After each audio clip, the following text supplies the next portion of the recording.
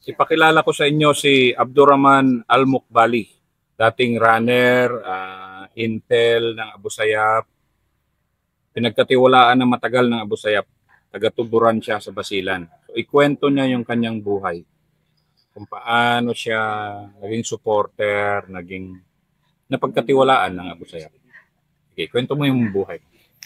Noong 2006 po, sa edad na 13 years pa lang po ako, na actually nag-aaral pa rin ako doon sa 2006 hanggang 2007. Nag-graduate po ako ng 2007 sa elementary po.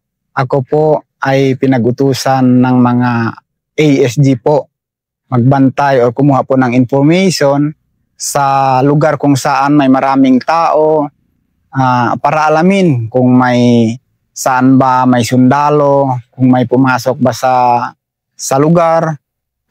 Yun ang utos nila sa akin. Tapos sasabihin ko po sa kanila at sila po ay dumating palagi sa aming lugar kasi landing point po talaga ang aming lugar, sa Muhammad Ajul po.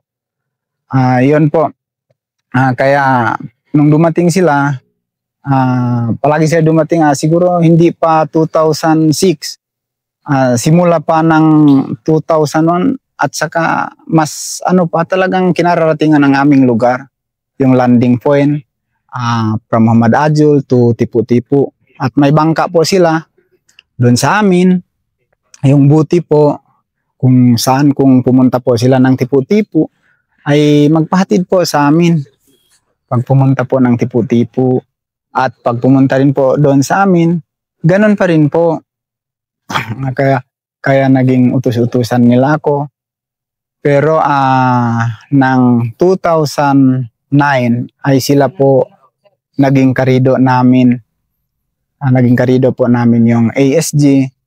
Kaya doon po nagbukas po ang isip ko at nasunog po lahat ng bahay namin.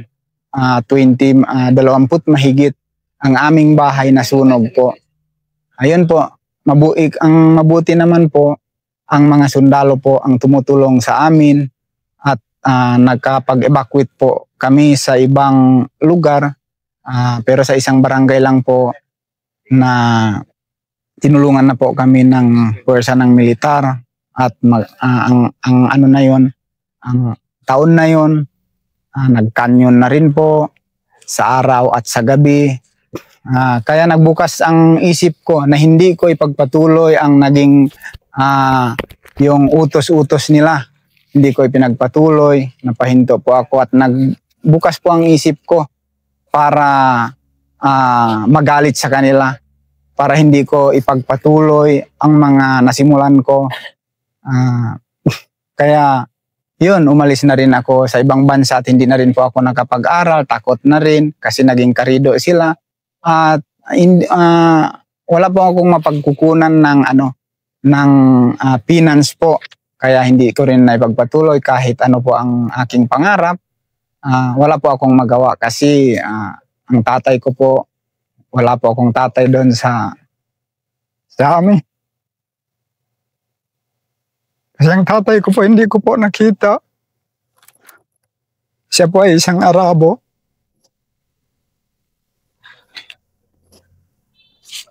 Tapos po ang nanay ko po nag-abroad, pero hindi po niya ako sinusuportahan kahit anong pangarap ko po sa buhay. Saan ka pinanganak? Bakit Arabo ang tatay mo? Dito rin po ako ipinanganak sa Basilan po. Pero paano kayo nagkita ang father mo at saka mother mo? Nung binuntisan po ako, dinala po ako dito at dito na rin po ako ipinanganak. Doon ang mother mo dati sa abroad? Yes po. Tapos dito? Yes po, sir.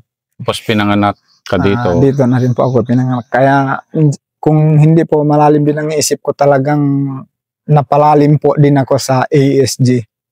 Dahil galit ka sa mundo? Yes po. Parang ganun. Pero ang inisip ko... Balikan nga natin kasi alam kong galit ka sa mundo dahil hindi mo nga na-meet na yung tatay mo. Yung mother mo, pinanganak ka, suportado ka naman? Hindi po, sir. Hindi. So, paano ka nabuhay, lumaki? Sa lola po, sir. Sa lola. So, masabi natin, ikaw talagang, siyempre wala kang nanay, hindi mo alam ang tatay mo. So, ang lola mo, ang nag-alaga, kaya ka maaga rin na, ano tawag, Napahinto, sir. napahinto. Hindi ka naman napariwara, hindi ka naman, hindi yung tipong, ano ba yung word na napariwara? Parang, nawalan ng saysay ang buhay. Hindi naman po, sir. Kasi lalo na nung naging kaaway namin ng ASG, sir, naging karido po namin. Bakit marami ba yung pamilya nyo? Marami ang pamilya nyo sa Tuburan? Marami naman po, sir. Pero nang naging karido namin, sir, talagang ang iniisip ko po yung kinabukasan ko, sir. Kasi sa inyo, Rido, walang hangganan din yan. Eh, di ba? Yes, sir. Rido po, sir. Kaya doon po napahinto din po, sir, ang ano nila, ang pag-landing nila sa amin kung mamomonitor namin. Kasi kahit hindi kami, parang magalit na rin kami sa kanila kasi sunog na lahat ng bahay namin. Ano?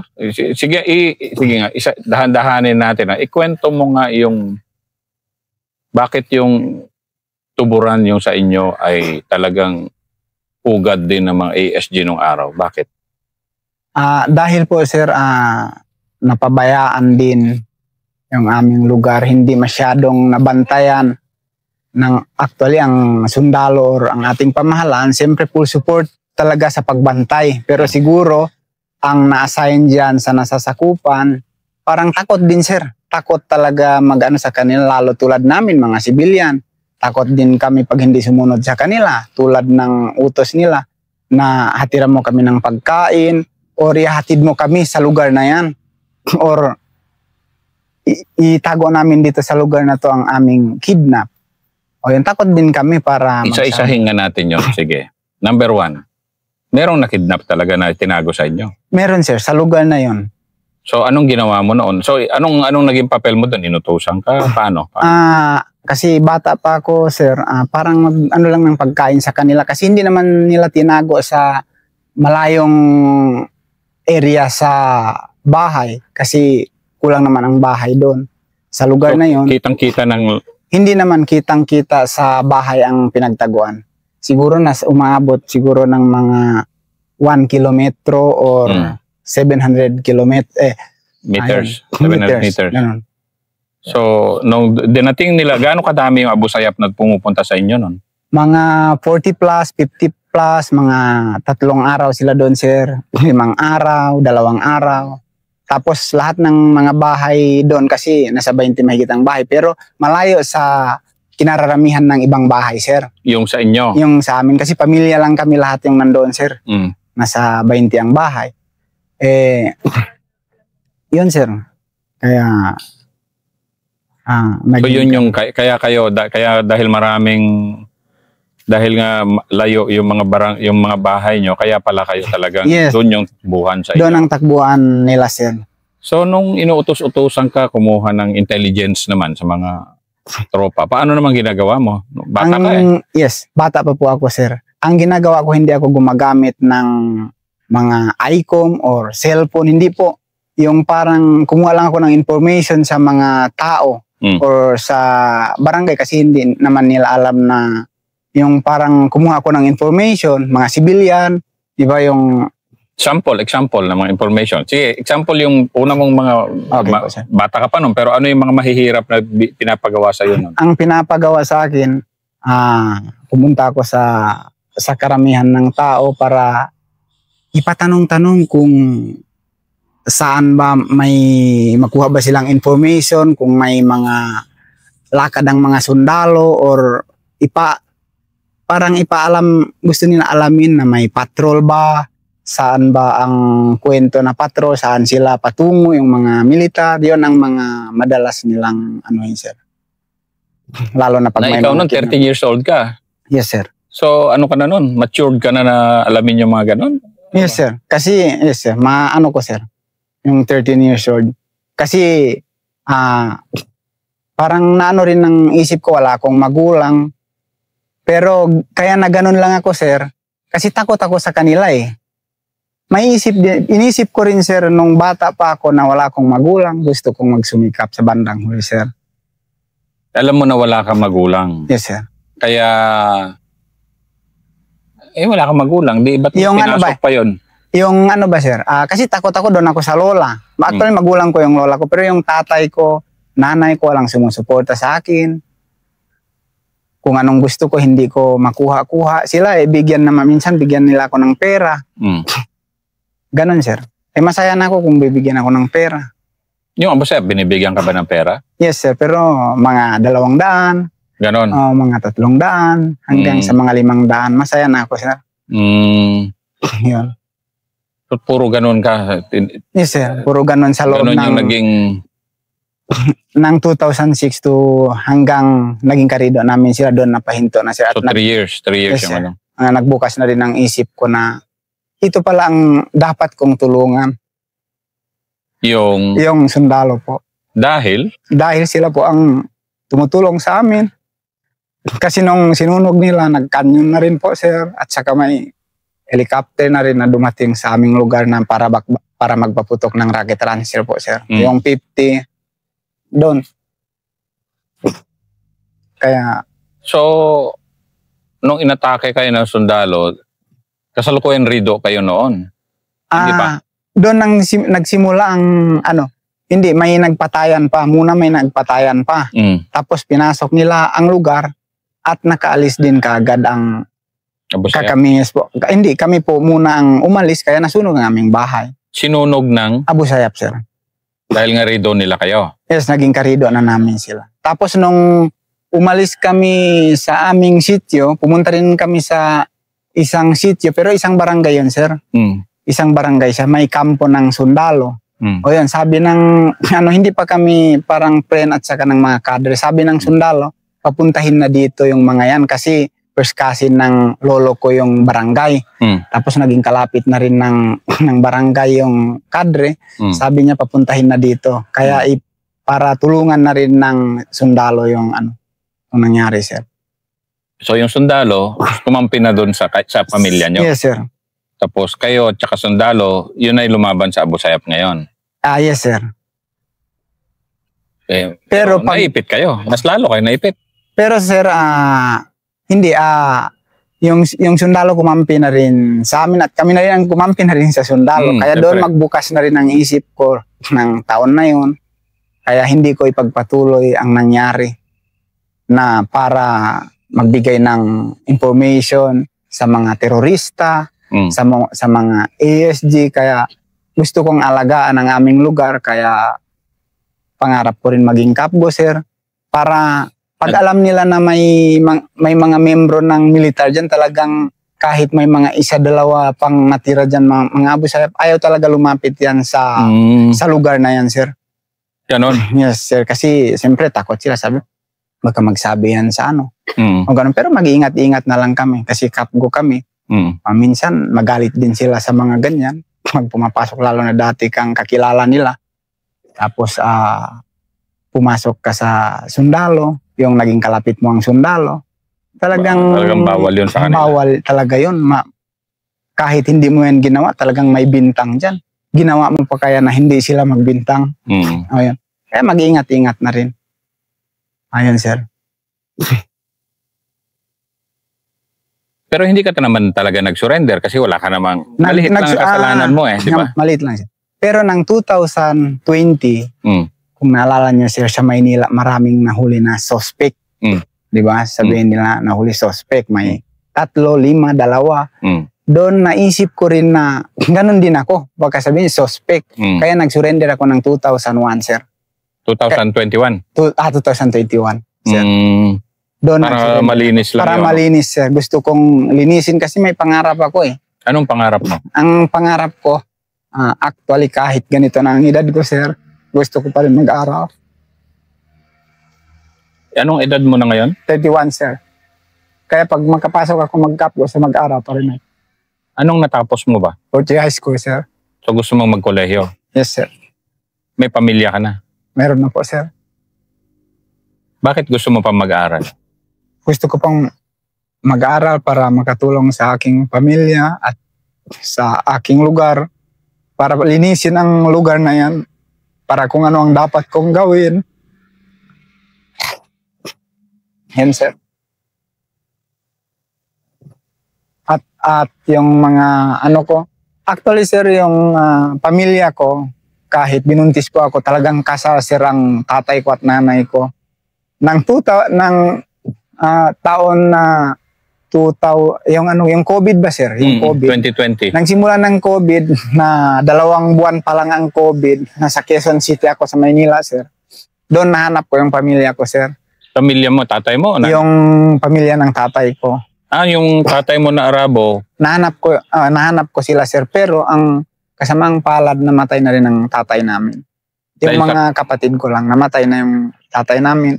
Kaya yun, gusto ko rin mag-aral kung may mga position ako. Gusto ko rin makapunta doon kasi hindi naman sila mag-offer sa akin pumunta ka dito.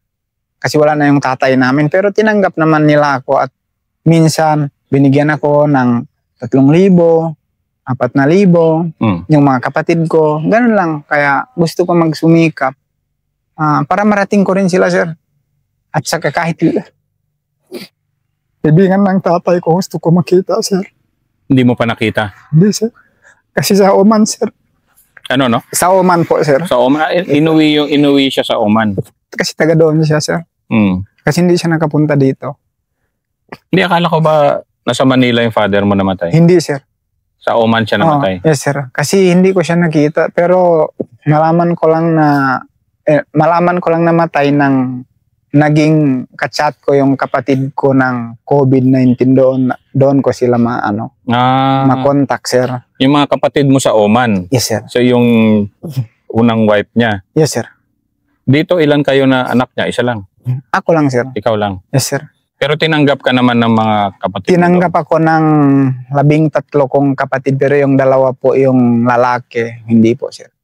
Kaya gusto ko pa rin makarating kahit hindi niya ako tanggap. Ano sabi ng nanay mo?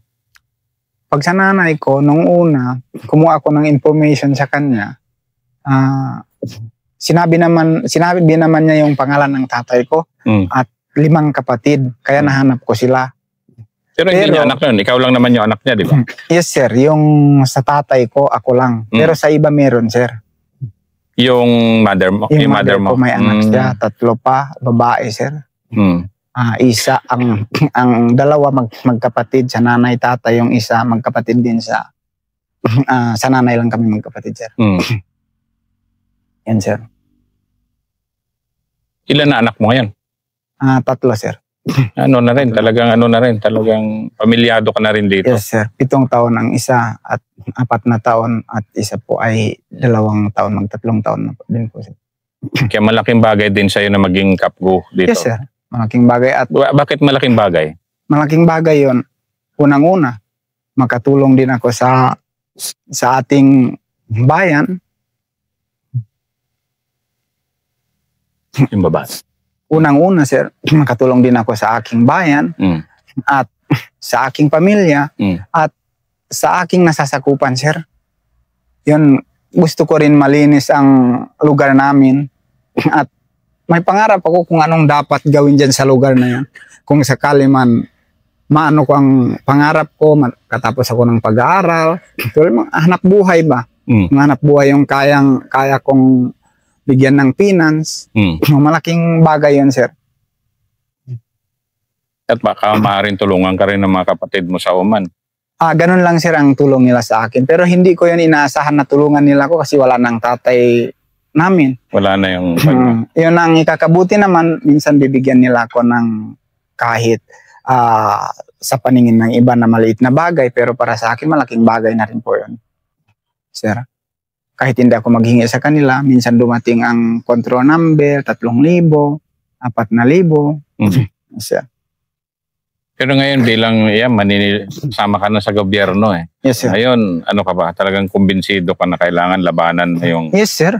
Kumbinsido talaga ako na parang labanan ang mga lahat ng lumalabag sa batas dyan sa aking nasasakupan. Talagang gusto ko na mapahinto yan eh. Kung kaya ko nga lahat, gagawin ko yan. Actually, kung sa edad ko ngayon, ipagpatuloy ko pa ang aking, parang ang dati kong ginawa, parang ipagpatuloy ko yan. Kaya kong gumawa ng 10 tao, 20 tao para magpatayo ng isang grupo. Pag sa ngayon, kahit maghirap ako, kasi kung ano-ano lang ang paraan dyan, sir. Pero, hindi ko yun gagawin. Kasi inisip ko na naging galit ako sa kanila at naging karido ko sila at bukas din ang isip ko na talagang sila ang nakakasira sa aming pamilya, nakaalis kami at namatay ang aming pamilya sa ibang lugar kasi nagkalat-kalat kami.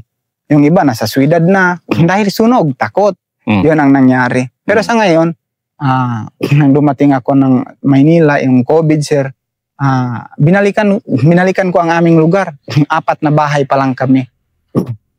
Kaya ngayon, magsimula na ginawa namin ng paraan itong taon para gawa na rin ng kalsada, sir. Kaya, yung sa inyo. yes, sir, ginawa namin ng paraan. Humingi kami ng tulong sa iba't ibang nagtrabaho sa gobyerno. O yun, na gagawin nila, sir. Inano na nga namin yun para iano na ng bulldozer.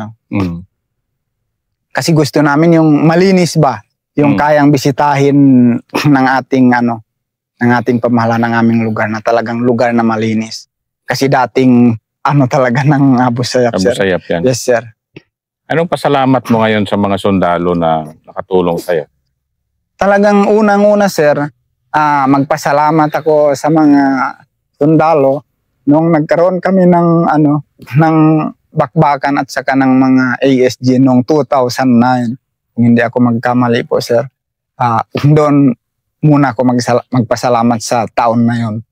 Kasi dati naging ako sa kanila, yung parang gusto kong sirain yung ang ating pamahalaan. Isa ako sa magbigay ng sakit ng ulo ng ating pamahalaan. So hindi yun ikakabuti, sir. Kaya doon ang una kong pasalamat. Pangalawa kong pasalamat ng 2021 na nag-surrender ako. Talagang tinanggap kami talagang ng kusang loob, yung wala man kahit mura or wala man silang sinabi sa amin, bakit ka pumasok? Kung ano-ano ang mga pinagmumura kami. Hindi naman, sir. Kaya sabi namin, mabait pala ang military, yung mga sundalo. Pag naging kasama natin, wala tayong makikita sa kanila na kung ano bang pagmumura or talagang mabait pala. Kaya tinulungan pa kami, naging kalaban pa kami, naging kaaway pa kami, nakakasira pa kami sa kanilang puwersa, sa kanilang pamilya kasi may mga namatay dahil sa mga pagsumbong-sumbong namin sa mga ASG kasi kung inambush sila. Ganon. Pero binibigyan pa kami ng tulong. Gumawa ang ating sundalo ng paraan para bigyan kami ng livelihood. Kung so hindi maliit na bagay kung 100,000, 10,000, 5,000 ang pag-uusapan yan. Naging kaaway nga nila pero binigyan pa nila ng paraan para magbagong buhay. Kaya yun, maraming salamat talaga lalo na sa 4th SF Battalion kasi sila ang ang nag-surrender kami sa kanila sa 15 po, sir. Diyan sa Lamitan kami nag-surrender sa 15 po at sa SF 4th Battalion. Pasalamat talaga kami sa SF kasi marami talaga silang magawa yung SF po, sir. Lalo na diyan sa aming munisipyo po.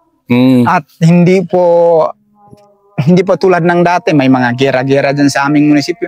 Hindi, ang gera na lang dyan, sir, yung mga rido-rido. Pagdating sa mga sundalo, parang wala nang kalaban dyan.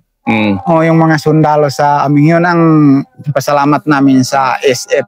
Kasi kaya nilang kunin ang ng mga rebelde, yung mga nag-surrender, at yung mga magalit sa kanila, parang kaya nilang anuhin ang nila, ang loob. Kaya naging free na rin ang namin. Pagdating sa mga sundalo, wala nang ambus-ambus. Hindi na nangyari ng ilang taon na hindi na nangyari yan, sir. Kasi yung dahil sa mga information mo noon, may na-ambus na sundalo talaga, may na-atake na. Magbigay lang ako ng information sa kanila, sir. Bahala na yan sila. Bahala na yan sila, sir. Pero maaari, di ba? Maaari. May nangyari. Kung gano'n. Ganun ang nangyari sa amin. Kaya masaya ka na ngayon? Masaya ka na? Masaya na talaga ako, sir. Kaya nga kung kaya kong gawin or kaya ng ating pamahalaan, gusto ko nga habulin, sir, yung nangyari sa lugar namin na parang isa ako sa gumawa ng paraan yung daan sa mga para ahon ko ulit ang aming lugar na bigyan nga ng hustisya yung mga sunog. Kasi napabayaan ng aming barangay, ng aming munisipyo. Noon kahit lang man binisita ng mayor, hindi ng sunog na yun. Mabuti pa yung ibang mayor mula sa... Ilang bahay sinunog? Nasa 20 mahigit, sir. Sinunog lahat ng Abu Sayyaf ng lahat ng bahay? Sunog lahat. Ako nga, short pan lang ang nadala ko noon. Naglangoy na ako sa dagat, sir. Para makatakas lang. Ganun pala din sila pag talagang karedo mo sila, no? Yes, sir. Ganun talaga sila. Lalo na pag nakita nila na kulang lang. Sir, ganun. Ganun talaga sila. Anong pangarap mo sa mga anak mo ngayon?